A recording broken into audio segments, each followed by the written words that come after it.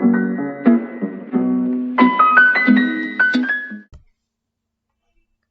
back to Natal Daily Current Affairs series, and today is 27th of August.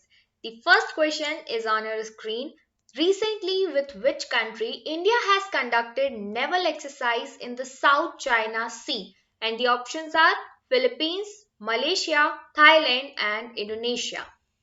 The correct answer is option A Philippines के साथ India ने एक naval exercise conduct की है 23 अगस्त 2021 को। और यहाँ पर अगर आप लोकेशन देखें साउथ चाइना सी की, तो ये जो डॉटेड पूरा रीजन आपको नजर आ रहा है ये है हमारा साउथ चाइना सी, जिसमें यहाँ पर आप देखेंगे ये चाइना है, चाइना के साउथ में ये सी है, इसीलिए इसे साउथ चाइना सी कहा जाता है।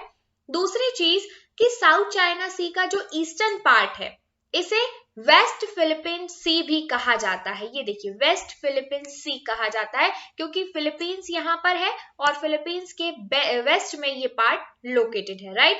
तो अब ये जो साउथ चाइना सी वाला एरिया है ये काफी सारे कंट्रीज से घिरा हुआ है और यहाँ के एक्सक्लूसिव इकोनॉमिक जोन को लेकर, इनके राइट्स को लेकर काफी सारे डिस्प्यूट्स इन कंट्रीज के बीच में होते रहते हैं क्योंकि चाइना पूरी तरीके से अपना डोमिनेंस इस पे जताता है साउथ चाइना सी पे, राइट। तो यहाँ पर हम देखेंगे इंडिया के दो वॉरशिप्स INS रणविजय और guided missile destroyer D-55 and INS कोरा, इन्होंने इसमें पार्टिसिपेट किया इंडिया और फिलीपींस के बीच में हो रहे नेवल एक्सरसाइज में, राइट। तो लोकेशन आपको याद रखनी है। बढ़ते हैं आगे। O Chandrasekharan, who passed away recently, represented India in the Olympics in which sport? And the answer is football. Football player रहे हैं ओ चंद्रशेखर जी, जो अभी अभी जिनकी डेथ हो गई है कोची में 24 अगस्त को at the age of 86। Chandrashekhar ji Indian team के पार्ट रहे हैं 1960 के रोम और 1964 के टोक्यो ओलंपिक्स के समय में, right. And he was also a member of Indian team that won the gold in 1962 Asian Games in Jakarta and silver medal in Asian Cup in Tel Aviv in the same year. तो he captain the Maharashtra team that won the 1963 Santosh Trophy. काफी ज्यादा योगदान रहा है football की दुनिया में इनका, आपको याद रखना है चंद्रशेखरन जी। इनका संबंध किस खेल से है? फुटबॉल से। अगला क्वेश्चन हमारा यहाँ पर है which organisation has release the report key indicators for Asia and the Pacific 2021 which states that the pandemic is threatening Asia and the Pacific's progress। तो कहा जा रहा है इस रिपोर्ट में कि कोविड-19 पैंडेमिक के द्वारा एशिया पैसिफिक रीजन में प्रोग्रेस को बहुत बड़ा झटका लगा है या कहीं ना कहीं सेटबैक देखने को मिला है। ये रिपोर्ट किसके द्वारा जारी की गई है? एशियन डेवलपमेंट बैंक के द्वारा, क्योंकि ये फोकस करता है एशिया पैसिफिक के कंट्रीज के डेवलपमेंट पे, राइट।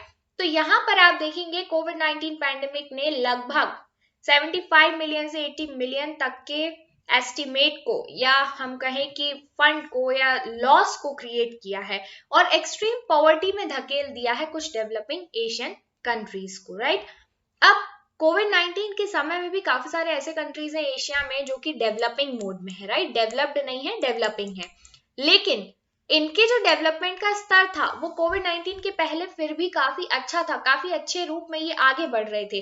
पर जब से कोविड-19 पैंडेमिक देखा जा रहा है तब से इनका जो डेवलपमेंट का रेट है वो काफी पिछड़ गया है, काफी ज्यादा लॉसेस यहाँ पर झेलने को पड़ रहे हैं लोगों को। मेजरली जो हमारे सेक्टर्स हैं वो है हंगर, हेल्थ, एजुकेशन, इसमें काफी बड़ा सेटबैक यहाँ पर देखने को मिल रहा है, कोई भी बड़ी अचीवमेंट नहीं हो पाई है पिछले दिनों में। सस्टेनेबल डेवलपमेंट गोल्स में जो टारगेट रखे गए थे एशिया पैसिफिक में प्रोग्रेस को लेकर, उनमें भी बहुत ज्यादा हम देखें कि एक तरीके से पिछड़ा हुआ नजर आ रहा है क्योंकि ज्यादातर टारगेट्स पूरे नहीं हो पा रहे हैं। आइए बढ़ते हैं अगले क्वेश्चन की ओर। विच स्टेट और UT has announced a micro finance incentive and relief scheme? The answer is option C Assam. Assam government ने एक MOU साइन किया है 37 माइक्रो फाइनेंस लेंडर्स के साथ Assam micro finance incentive and relief scheme को इम्प्लीमेंट करने के लिए। तो आपको याद रखना है कि Assam micro finance incentive and relief scheme क्या है, किस ईयर में आई है? तो 2021 में आई है और इसका मेन एम है कि जो माइक्रो फाइनेंस बोरोअर्स हैं इन्हें फाइनेंशियल रिलीफ प्रोवाइड करना। कोविड-19 के टाइम में जो बोरोअर्स थे वो इस कंडीशन में नहीं है कि वो अपना लोन को रीपे कर पाए, राइट। तो अगर इस कंडीशन में बैंक्स उन पे प्रेशर बनाते हैं तो वो और भी ज्यादा लॉस में चले जाएंगे। तो उनकी गुड क्रेडिट को मेंटेन करने के लिए और उन्हें थोड़ा समय देने के लिए बेसिकली AMFIRS स्कीम को लॉन्च किया गया है। इसमें कुछ इंसेंटिव भी दिए जाएंगे क्लाइंट्स को जो कि रेगुलर पेमेंट कर रहे हैं, रीपेमेंट कर रहे हैं, राइट, ओवरड्यूज का। मीन्स कुछ समय दिया गया है लेकिन उसमें भी अगर आप ईमानदारी से काम करते हो तो आपकी क्रेडिट रेटिंग को और अच्छा बनाया जाएगा।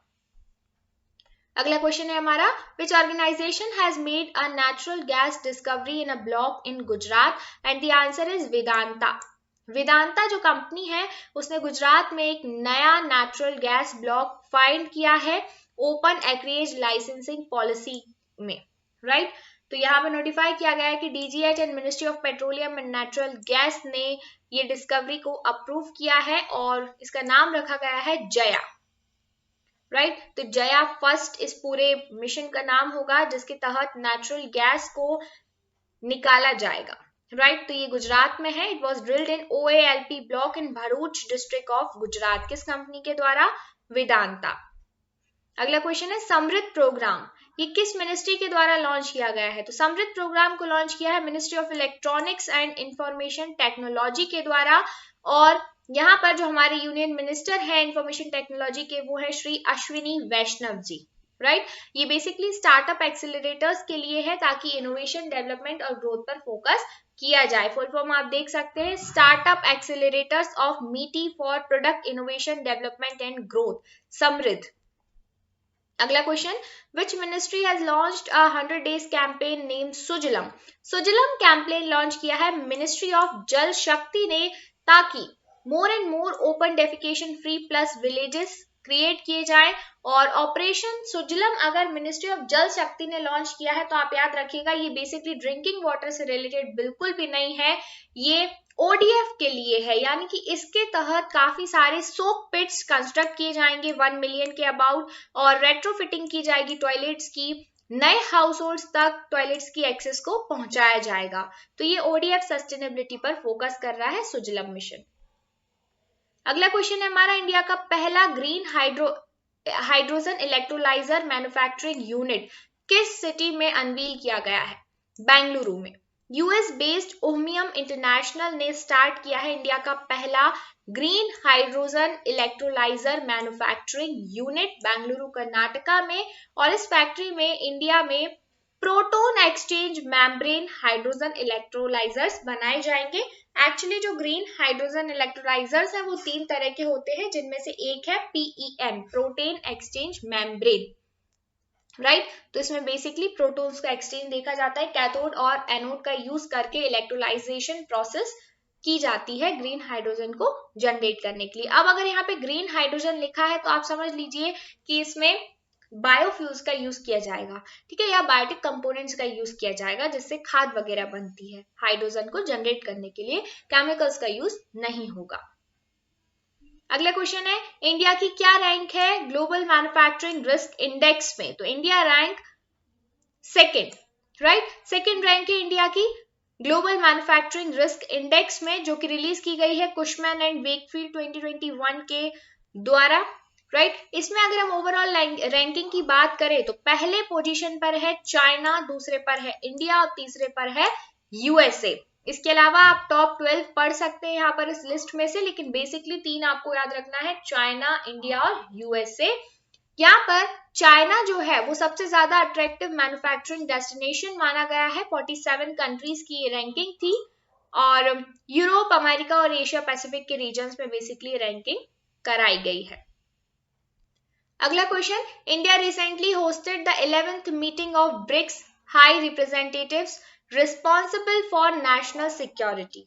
Name the national security adviser of India who chaired the meeting. तो इंडिया के नेशनल सिक्योरिटी एडवाइजर हैं अजीत डोवाल जी। याद रखना है आपको, नेशनल सिक्योरिटी एडवाइजर इंडिया के अजीत डोवाल जी हैं। और इनके बारे में एक बहुत ही इंटरेस्टिंग फैक्ट है, अजीत डोवाल जी को जेम्स बॉन्ड ऑफ इंडिया कहा जाता है। Remember, James bond of India, Ajit Doval. ठीक है, तो ये नेशनल सिक्योरिटी एडवाइजर है इंडिया की। 11th मीटिंग हुई है अभी ब्रिक्स के हायर रिप्रेजेंटेटिव्स की, जिसमें सिक्योरिटी को लेकर काफी सारी बात की गई है वीडियो कॉन्फ्रेंसिंग के थ्रू। तो यहाँ इसके जो चेयरपर्सन थे वो थे अजीत डोभाल जी। ये 15th ब्रिक्स समिट है जो कि सितंबर 2021 में अभी होने वाली है। Next question, India has signed a pact with which nation for the largest ever infrastructure project? And the answer is option D, Maldives. Maldives के साथ इंडिया ने एक पैक्ट साइन किया है लार्जेस्ट एवर इंफ्रास्ट्रक्चर प्रोजेक्ट के लिए। इसमें बेसिकली इंडिया किस पर फोकस कर रहा है? ग्रेटर माले कनेक्टिविटी पर, राइट? तो इस प्रोजेक्ट का नाम है ग्रेटर माले कनेक्टिविटी प्रोजेक्ट। इसमें ये इंडिया का सबसे बड़ा प्रोजेक्ट माना जा रहा है क्योंकि ओवरऑल माले, ये आप देख रहे हैं मालदीव्स की कैपिटल है माले, जो कि इस तरीके से फ्रेगमेंटेड है, काफी सारे छोटे छोटे आइलैंड्स इसमें इंक्लूडेड है। इन सभी में कनेक्टिविटी क्रिएट करना है ताकि ट्रांसपोर्टेशन को लेकर इंडिया को भी इसका फायदा हो सकता है और साथ ही साथ मालदीव्स को भी बड़ा फायदा इससे होने वाला है। तो इस तरीके से ये देखिए नेविगेशन ब्रिजेस यहाँ पर बनाए जाएंगे ताकि पूरे के पूरे जो आइलैंड्स हैं वो एक साथ कनेक्ट हो सके, बीच में जो गैप था वो दूर किया जाएगा और काफी अच्छी कनेक्टिविटी यहाँ पर क्रिएट की जाएगी, राइट? तो इंडिया की तरफ से बहुत ही बड़ा प्रोजेक्ट है जिसका नाम है ग्रेटर माले कनेक्टिविटी प्रोजेक्ट। और माले किसकी कैपिटल है? मालदीव्स की, यहाँ पर है माले। अगला question, which state has celebrated Wangshua festival 2021? And the answer is Assam. Assam में एक टीवा ट्राइब्समैन होते हैं, मतलब टीवा ट्राइब असम में रहती है, जो लोग अपने गुड हार्वेस्ट के बाद हर साल ये फेस्टिवल मनाते हैं जिसका नाम है वांगशुआ फेस्टिवल। और इसमें काफी सारे ट्रेडिशनल डांस, सॉन्ग और रिचुअल्स ये लोग करते हैं, साथ में मिलकर नाचते हैं, गाते हैं, मनाते हैं इस फेस्टिवल को। आप देख सकते हैं इस तरीके से, राइट? तो टीवा ट्राइब कहाँ की है? असम की है, ये भी याद रखना है आपको। दूसरी चीज, वांगशुआ फेस्टिवल कहाँ पे मनाया जाता है?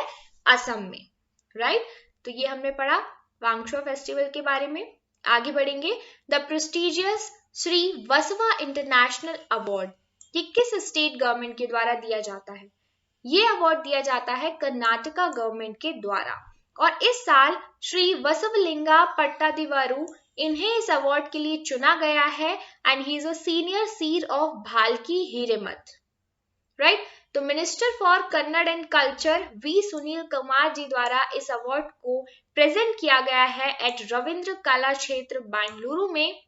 और इनके बारे में अगर हम बात करें, Septuagenarian seer has spent over 5 decades in the Lingayat religious institution in Bidar district, और जिसके लिए इन्हें ये अवार्ड दिया गया है। तो बेसिकली आपको बस इतना याद रखना है कि बसवा इंटरनेशनल अवार्ड किस स्टेट का है?